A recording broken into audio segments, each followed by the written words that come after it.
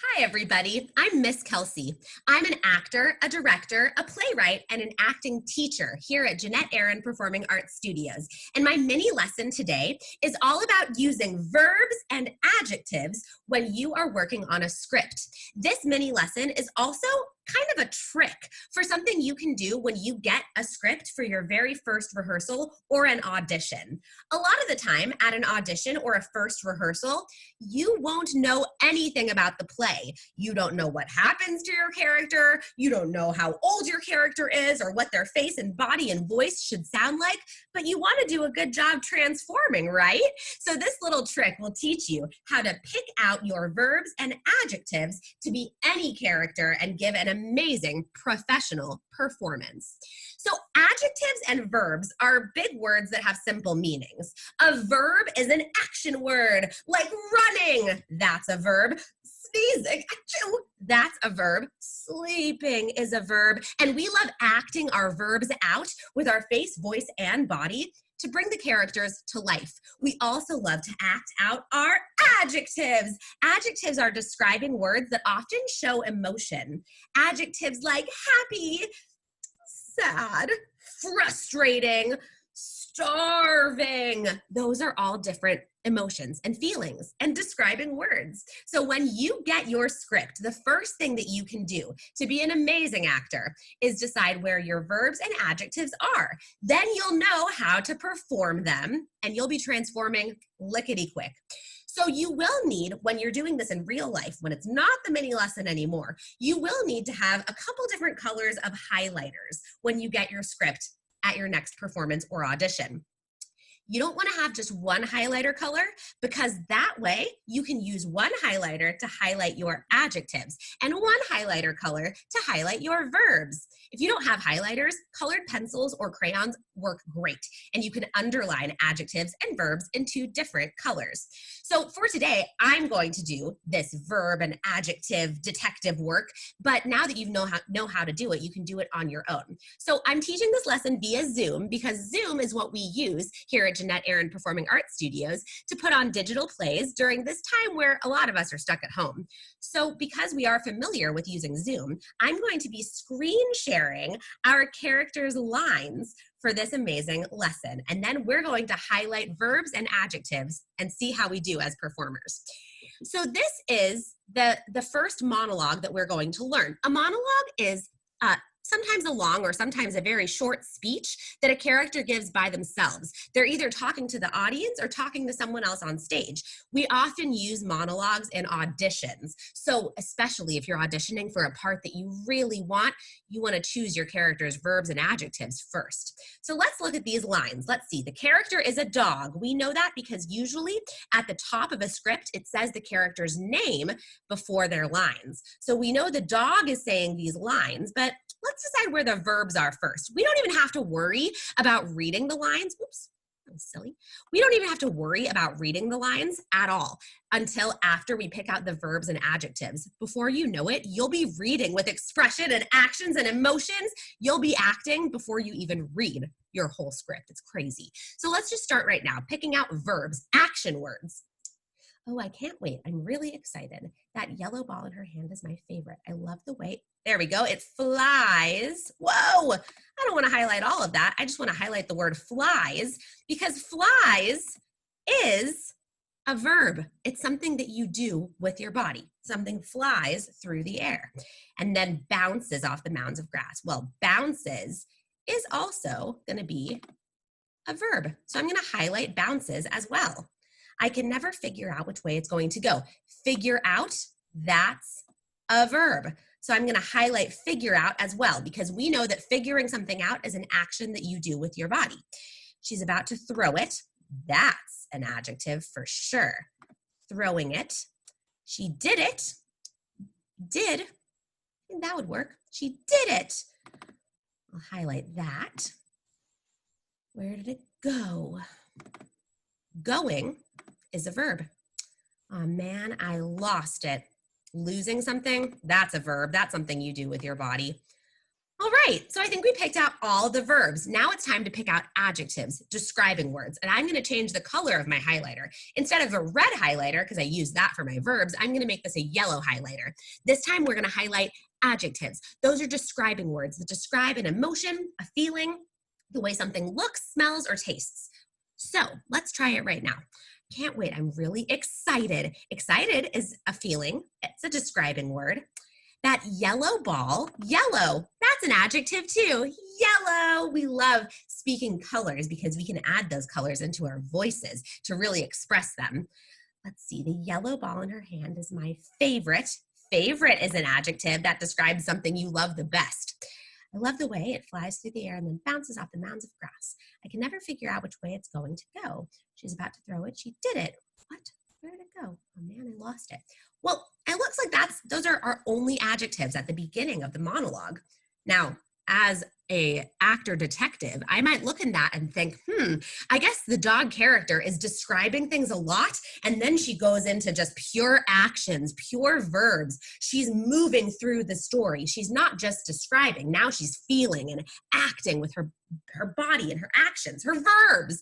So that's a fun little actor trick. So now we have our verbs in red and our adjectives in yellow. And because we know the difference, we know that adjectives describe emotions and feelings, and verbs describe actions and things you do, we can start reading this monologue with a lot of emotion and a lot of moves, a lot of gestures, a lot of actions. Without even reading the whole script first, we can go ahead and start now. So let's try it. Read it with me, boys and girls. Oh, I can't wait. I am really excited. That yellow ball in her hand is my favorite. I love the way it flies through the air and then bounces off the mounds of grass. I can never figure out which way it's going to go. She's about to throw it.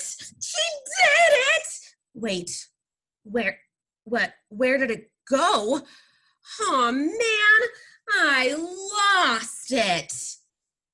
As you noticed, I had a lot of expressions, emotions, and moves. That's called physicality, physically moving your body. I had a lot to do in that monologue, even though I've never been that character before, thanks to the fact that I was moving with my verbs and acting with emotions through my adjectives. So now that we've seen how a character playing a dog might use verbs and adjectives to bring their words to life, let's see what happens if you're doing something a little more tricky. We're going to do a little Shakespeare today. Now, if you're a young actor, you might think, I'm too young for Shakespeare. It's in this crazy language and everyone speaks with British accents and nothing makes sense. That's because Shakespeare is poetry, and it was a language written long, long ago. So even though it is in English, they use English in a different way. Well, here's the thing about being a Shakespeare actor.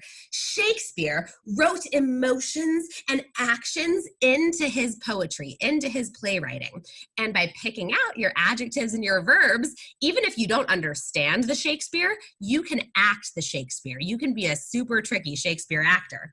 So, my young friends, let's try maybe your very first Shakespeare monologue. This is the character of Romeo, and Romeo is the star of a play called Romeo and Juliet. Spoiler alert, doesn't end so well for Romeo, but this monologue is from the beginning of the play where he sees Juliet in her tower for the very first time. And in this beautiful monologue, we are going to pick out our verbs and our adjectives and then try acting it out. So let's start with our verbs, our action words, and I'm going to highlight them in red. But soft, what light through yonder window breaks? Breaking something is a verb. That's something you do. If you break a window, whoops, if a window breaks, that's going to be a loud, creaky, crazy sound. Breaking something is a verb, so we're going to highlight it in red. It is the east and Juliet is the sun. Arise, fair sun. Arise, that means to wake up. So that's a verb. I'm going to highlight that in red. Arise, fair sun, and kill the envious moon. Ooh, kill is a verb. Not a very nice verb, but it does have a lot of action with it and a lot of emotion. And kill the envious moon, who is already sick and pale with grief. So I think that's as many verbs as we're going to find here. But now we can look for our adjectives. I'm going to highlight my adjectives, my describing words in yellow. And that's going to help us bring out this great, grand Shakespearean emotion. So let's see. Soft, that's a describing word to describe something very soft that feels nice to touch. But it could also describe a sound, a soft sound, a quiet, soft voice. What light through yonder window breaks? It is the east, and Juliet is the sun.